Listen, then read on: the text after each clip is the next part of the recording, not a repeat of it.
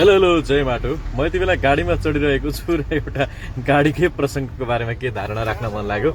यति बेला चाहिँ पारीबाट चुनाव प्रचारका लागि गाडी ल्याइएको भन्ने प्रसङ्गले निकै नै सामाजिक सञ्जाल तातेको छ।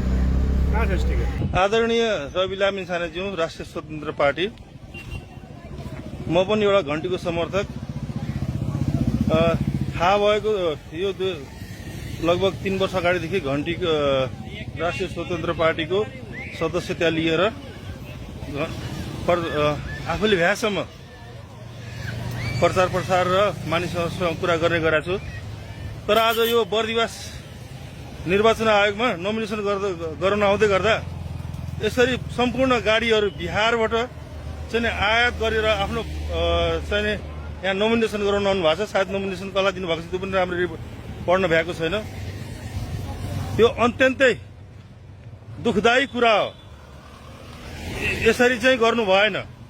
यदि हामी नेपालमा चुनाव लड्दैछौँ भनेदेखि नेपालकै स्रोत संसाधन प्रयोग गरेर हामीले चुनाव लड्नुपर्ने हो, या यसरी भारतबाट चाहिँ गाडी आयात गरेर यसरी चाहिँ नोमिनेसन गर्न आउनुपर्ने हो। यो चाहिँ त्यसको जवाब चाहिँ तपाईँले दिनुपर्छ। मलाई अत्यन्तै दुखी लागेको छ। यो हेर्नुहोस्, यहाँ टोटल कतिवटा स्कर्पियोहरू छन्। यो हिन्दी सिनेमामा भन्दा बढी चाहिँ देखेको छ। कहाँ पारीबाट गाडी मात्र हो र? वारी र पारीलाई एउटै बनाउनु पर्छ भन्ने मान्छेहरू पनि त त्यहाँ छन् नि, होइन र भने होइन? नेपाललाई चाहिँ भुटान जस्तो बनाउनु पर्छ, म प्रधानमन्त्री बन्नको लागि म जे पनि गर्न तयार छु, त्यहाँ गएर कुरा गरिदेऊ भन्ने मान्छेहरू पनि त त्यहाँ छन् नि, होइन?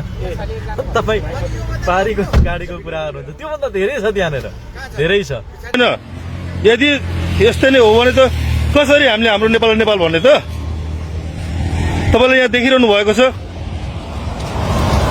र यो कुरालाई तपाईँको कानसम्म पुगोस् र तपाईँले स्पष्ट भनिदिनु पर्यो। यदि नेपालमा चुनाव लडिँदैछ, नेपालकै हकमा काम गरिँदैछ भनेदेखि यसरी बिहारको नम्बर गाडी लिएर, बिहारको नम्बर प्लेटको गाडी लिएर यसरी चाहिँ आफ्नो शक्ति प्रदर्शन यहाँ नेपालमा गर्नु भएन। ठिक छ, उहाँहरू पावरफुल हुनुहुन्छ भने उहाँहरूले यो शक्ति प्रदर्शन बिहारमा गर्नुपर्छ है सभापतिज्यू। यो चाहिँ भएन, यो भएन।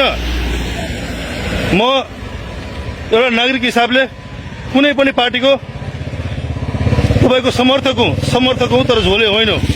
यदि मेरो पार्टीले, मैले विश्वास गरेको पार्टीले गलत गर्छ भने म एउटा भुइँ मान्छेको हिसाबले म आवाज उठाउँछु नै। तपाईँले यसलाई अब कुन हिसाबले बुझ्नुहुन्छ, सकेसम्म यो भिडियो हाम्रो रवि लामिछानेज्यूसँग पुगोस्।